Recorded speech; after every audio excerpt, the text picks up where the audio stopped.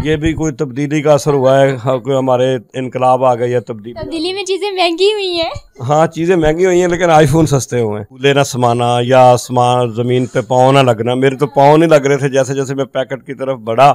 IPhone को देखने की खुशी में जब आपने ये फोन देखा तो उसके बाद क्या फीलिंग्स थी? मेरे तो ख्वाब सारे चिकना चूर हो गया और मैं तो अपना समूह लेके रह गया और मैं बड़ा उसमें मुझे शौक हुआ, रियली शौक। तो वो मेरा बेटा मेरी तरफ देख रहा था और मैं उसकी तरफ देख रहा था कि भाई ये क्या हुआ। अस्सलाम वालेकुम नाज़रीन, मैं हूं फराह इकबाल और आप देख रहे हैं फराह टाइम्स। नाज़रीन, आज सबके पास जो है स्मार्टफोन है, बेस्ट फीचर्स वाले फ़ोन है। कौन नहीं चाहता कि महंगे और बेस्ट फीचर वाले फ़ोन ले? आईफोन को ख़रीदने का मतलब हर किसी के बस की बात नहीं है, लेकिन लेना सभी चाहता है। आज आपको बताते हैं कि आईफोन जो है 3500 में, मतलब 3500 में आप किस तरह से खरीद सकते हैं। मेरे साथ होम्योपैथी के डॉक्टर मौजूद हैं, मैं इन्हीं से जानती हूँ सारी तफसीलात। अस्सलाम वालेकुम जी, कैसे हैं डॉक्टर साहब? फाइन जी, वेरी फाइन। अच्छा, मुझे बताएं कि आईफोन जो है खरीदना हर बंदे की बस की बात नहीं है, लेकिन ख्वाब विश हर बंदे की है कि वो आईफोन खरीदे। ठीक है, तो आप मुझे बताएं कि 3500 रुपए में आईफोन हम किस तरह से खरीद सकते हैं? मैडम ऐसा है कि मुझे कभी भी आईफोन ख़रीदने की कोई ख्वाहिश नहीं थी। मैं एक्चुअली अपनी बीमारी की वजह से ना घर पे रहता हूँ, तो टाइम किलिंग के लिए कोई ना कोई टीवी प्रोग्राम वगैरह देखता रहता हूँ। उस प्रोग्राम में हज़रत यूसुफ़ अलैहिस्सलाम के मतलब एक फ़िल्म दिखाई जा रही है। पिछले 1 साल से तकरीबन मैं वो रोज़ाना देखता हूँ फ़ारग टाइम पे। तो जब वो उसके इश्तिहार आते हैं फ़िल्म के दौरान में, तो उसमें आईफोन का इश्तिहार होता है और वो मेरा एक ही इकलौता बेटा है। तो उस दिन बेटे ने देख के मुझे कहा कि पापा चलो मुझे, मैंने कहा चलो कोई खिलौना भी तो बच्चे 5-6 हज़ार रुपये का ले ही लेते ना। तो बच्चे ने कभी डिमांड नहीं किया, मुझे तंग नहीं किया। तो मैंने कहा चलो, बच्चे ने कहा तो मैं बच्चे की खुशी की खातिर मैंने वो कंपनी से रब्ता किया। हालांकि मैं तो आम टच मोबाइल भी नहीं इस्तेमाल करता, सादा टेलीफोन इस्तेमाल करता हूँ ड्यू टू माई इलनेस। ना मुझे कितना टाइम होता है मेरे पास, ना इतनी वो है शौक है कोई। मैंने वो कंपनी का जो इश्तिहार था उसके मुताबिक टेलीफोन किया, तो वो कहने लगे जी हम कराची से बात कर रहे हैं, बिल्कुल कोरिया से दरामदशुदा टेलीफोन जो है ना वो बिल्कुल 1 ईयर गारंटी है और उसकी बड़ी एफिकेसी और हर चीज़ ओके। तो आपको किसी किस्म की कंप्लेंट नहीं होगी, तो वो इंशाल्लाह आप इस पर इत्मीनान करें और मंगवा सकते हैं। मतलब सिर्फ आपने जो है टीवी पे ऐड देखा, ठीक है, वहीं पे नंबर नोट डाउन करके उनसे कांटेक्ट किया और उन्होंने आपको तफसीलात सारी बताई। तो मैंने उनको ऑर्डर किया कि ठीक है आप मुझे एक सेट जो है ना, वो कह रहे हैं 3500 रुपये का सेट है और 300 रुपये उसके चार्जेस हैं, पोस्टर चार्ज। तो वो जनाब आपको आ जाएगा। तो 2-3 दिन उन्होंने कंफर्म किया था कि आईफोन ही होगा? यस, उन्होंने कंफर्म किया जी। उन्होंने 1 ईयर गारंटी दी और आईफोन का कहा उन्होंने। तो मैंने कहा हो सकता है कोई मतलब बाहर से चीज़ें ऐसी आ रही हैं, तो जैसे चाइना की मेड की, चाइना में लाख रुपए की चीज़ भी है, वही चीज़ 50,000 वाली भी, 30,000 वाली भी, मतलब हर चीज़ हर शोबे में इस तरह का इनकलाब आ गया। तो मैंने कहा हो सकता है 1.5 लाख और 2 लाख का मोबाइल जो है 3500 में मिल जाएगा। ये भी कोई तब्दीली का असर हुआ है, हाँ, कोई हमारे इनकलाब आ गई है, तब्दीली में चीजें महंगी हुई हैं। हाँ चीज़ें महंगी हुई हैं लेकिन आईफोन सस्ते हुए हैं। तो मैंने उनको ऑर्डर किया, 2-3 दिन इंतज़ार करने के बाद मैंने फिर उनको ऑर्डर किया। तो वो कहने लगे जी हम पहले वो कह रहे थे हम कराची से सप्लाई करते हैं, फिर वो कहने लगे जी आपका जो ऑर्डर है ना वो लाहौर, चूँकि इस्लामाबाद के करीब पड़ता है इसलिए इस्लामाबाद से बुक आपका हो चुका, कल तक आपको मिल जाएगा। अगले दिन पार्सल रिसीव कर लेंगे आप? यस, अगले दिन जनाब मैं घर से कहीं बाहर गया काम वाम के लिए, तो वापस आया हूँ 4-4:30 बजे। तो बच्चों ने वो पार्सल जो बदरिया डाक आया था पैकेट वो ख़रीदा, वो उनसे वसूल कर लिया और वो रख दिया मेरी टेबल पे।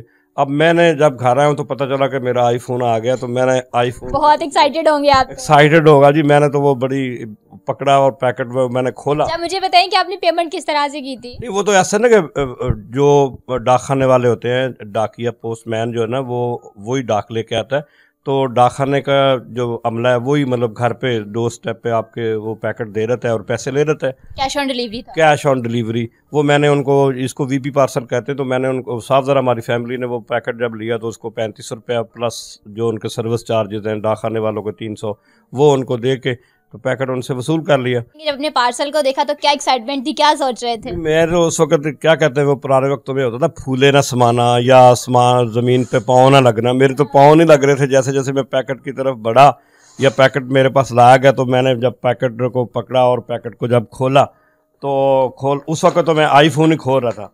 तो मेरी कोई मतलब फीलिंग्स जो थी वो भी बड़ी देखने वाली होंगी। तो मैंने जब वो पैकेट खोला, पैकेट के अंदर से मैं हैरान हो गया कि जब वो पैकेट खोलने के बाद देखा तो आईफोन का दूसरा फ़ोन भी नहीं, ये खाली केस ही है।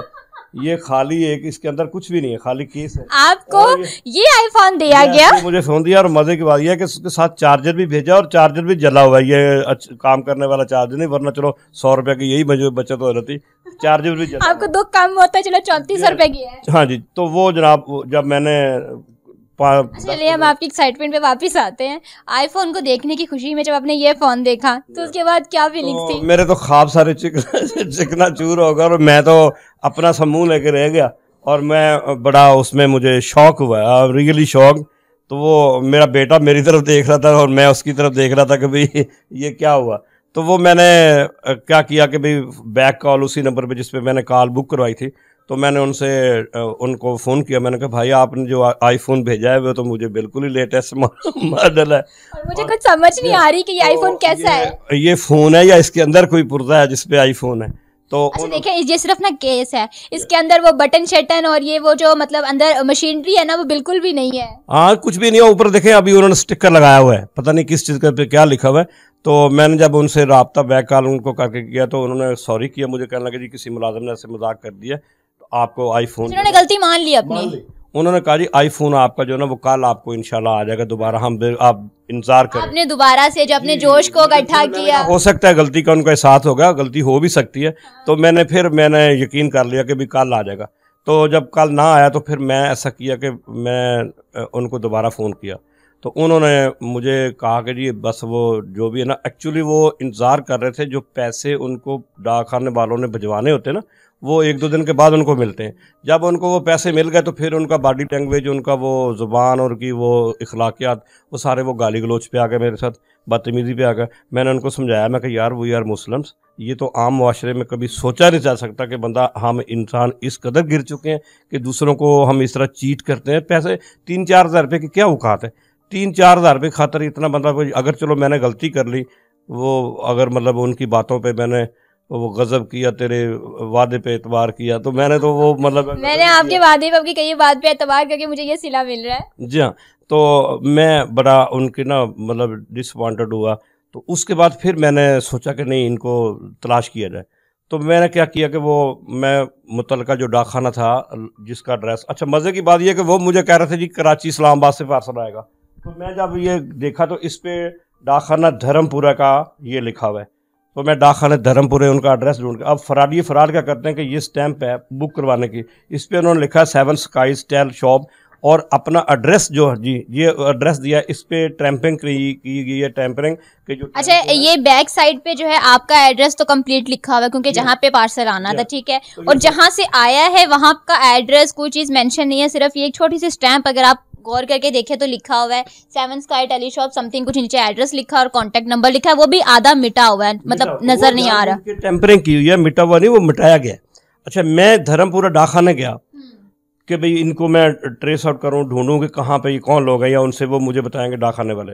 मज़े की बात ये कि डाकखाने वाले कह रहे जी हमें तो पता नहीं किसने ये पार्सल बुक करवाया। मैंने कहा अच्छा, इत्तेफाक से ये कि जब मैं डाकखाने की बिल्डिंग में इंटर हुआ तो वहाँ पे जनाब 500-600 पैकेट ऐसे पड़े हुए थे, वो रजिस्टर्ड कर रहे थे, उनका अमला जो है ये वो इस तरह करता है। मैंने उनसे कहा भाई ये मुझे एड्रेस बता दो। वो कहने लगे जी हमारे पास तो ना एड्रेस है ना हम बता सकते। मैं फिर ज़्यादा परेशान हो कि यार हमारे मुल्क के अदारों का ये हाल हो चुका है। मैंने उनसे 2-3 दफ़ा उनको समझाया या नाम समझे, फिर मैंने उनको ज़रा थोड़ा सा बताया। मैं कहा यार ये तो काम भी बड़ा आसान है, ये दुनिया के हीरोइन फरोज, जो शराब फरोज, मनशियात फरोज, वो इतने रिस्क लेते हैं, वो तो सीधे सीधे डाकखाने आए, हीरोइन का पैकेट बुक किया और वो जनाब बजरिया वीपी पार्सल बुक करवा दिया। ये तो मैंने कहा बड़ा सेफ रास्ता है। डाकखाने वालों का बड़ा एक रिस्पेक्ट थी, डाकखाने को हम एहतराम देते थे कि ये बड़ा ईमानदार मुलाजम होते हैं, और ये होते थे सन 47 से लेकर 1970-80 तक। ये डाकखाने का शुमार जो है ये अमानतदार और मतलब एक बहुत रिस्पेक्टेबल अदारा था। अब ये हाल हो चुका कि वो कहते नहीं हमें तो कोई भी पैकेट बुक कराए हम बुक कर लेते हैं। मैंने कहा भाई ये तो अगर खुदा न खास्ता क्रिमिनल लोग इस तरह कल को आपको इस्तेमाल करना शुरू हो गए तो क्या आप इस तरह करेंगे? बहरहाल उन्होंने मुझे कहा कि भाई हम इसका एड्रेस नहीं बता सकते। इतने में एक प्राइवेट आदमी मुझे मिला, उसने मुझे कहा भाई ये पहले भी कंप्लेंटें 2-4 इधर आई हैं, वो इसी गली इसी इलाके में रहते हैं, क्रिमिनल लोग हैं, आप बेहतर है अपनी जान बचाएं, इस 4000 रुपये के पीछे आप ना जाएं, कल को आपके साथ कोई हादसा हो सकता है, आप बेहतर है खामोशी इख्तियार करें। खैर मैंने सोचा कि मेरे साथ जो फ्रॉड हो गया, बाकी तो मेरे तरफ मेरी गलती कहना है कि मैंने लालच किया या मैं आईफोन के नशे में इतना हो गया कि मैंने सोचा ही नहीं। मैं मैंने कहा नहीं, इनको ढूंढना ज़रूर है। अब मैंने क्या किया, FIA वालों को दरख्वास्त दी। FIA वाले एक हफ़्ता मेरा उनके पास लगा। वो एक FIA का साहब कहते हैं ये साइबर क्राइम में आता है, दूसरे कहते हैं ये नहीं आता। लो जी, हफ्ता ज़ाया करने के बाद फिर मैंने CCPO लाहौर उनके ऑफिस में गया। उनको जाके मैंने बताया कि जनाब ये देखें, गवर्नमेंट के दायरे को होते हुए ये फ्राडिया नौसरबाज लोगों को किस तरह लूट रहे हैं। खैर उन्होंने लिखा, SSP साहब ने, उन्होंने CCPO साहब ने मेहरबानी की, उनके स्टाफ ने, उन्होंने ऑर्डर लिख दिए कि भी मतलब पुलिस से फिर भी मुझे उम्मीद है कि पुलिस कुछ ना कुछ करेगी। FIA वाले तो मैं हैरान हूँ कि फेडरल इतनी अथॉरिटी, इतने इख्तियार हैं। FIA के दफ्तर में तो जाके मैंने वैसे ही देखा कि और मतलब उनके ऑफिसर साहब, डायरेक्टर साहब जिनको मैं मिलने गया था, वो वहाँ तशरीफ नहीं रखते थे अपनी चेयर पे, और उनका अमला सवाए टेलीफोन सुनने के अपनी मसरूफियत के, उनको तो आवाम से कोई तल्लक ही नहीं था। बहरहाल ये इतना बड़ा मेरे साथ फ्रॉड हुआ है। और ये मैं हैरान हूँ कि हम लोग 2-3 4 हज़ार की खातर दूसरों को धोखा देते हैं, फ्रॉड करते हैं और सादा लोग आवाम को लूटते हैं। ठीक है, लोग मुझे कहेंगे डॉक्टर साहब आप आईफोन के चक्कर में इतने हो गए, मगर ये कि मैं सिर्फ बच्चे के प्यार में ना, मैंने कहा चलो बच्चों को काम आते हैं, स्टडी में, उनके एजुकेशन में, बच्चों को लेटेस्ट, मतलब ज़रूरी नहीं कि बच्चे ख़राब हों, आईफोन से फ़ायदा उठाते हुए बच्चे अपनी एजुकेशन में बहुत हेल्प ले सकते हैं। लेकिन मुझे ये नहीं पता था कि हमारे मुल्क में इतनी तब्दीली आ चुकी है कि मतलब ये अदारों के होते हुए भी इस तरह के फ्रॉड सरेआम हो रहे हैं। जी नाज़रीन, फेकनेस जो है दुनिया में बहुत ज़्यादा बढ़ चुकी है। अगर इनको रोका जाए तो ये रुक भी सकती है। स्पेशली हमारी गवर्नमेंट, हमारे इदारे जो अगर इनको रोकना चाहें तो रोक सकते हैं। जैसे कि अभी डॉक्टर साहब ने बताया कि पुलिस इनके साथ गई थी, वहाँ पे इन्वेस्टिगेट जब उन्होंने किया तो बहुत सारे ऐसे पार्सल्स थे जो स्टैंप आउट किए जा रहे थे लोगों के, मतलब उनको भेजना था ना आगे। तो अगर उनको रोका जा सकता तो ये सब चीज़ें ख़त्म हो सकती थी। और बहुत सारे ऐसे लोग जिनकी हलाल की कमाई जैसे फजूल वेबसाइट, फजूल फेक लोगों की वजह से ज़ाया हो जाते हैं, उन लोगों के पैसे बच जाएँ। मुझे दीजिए इजाज़त, फिर मिलेंगे। अल्लाह के बाद।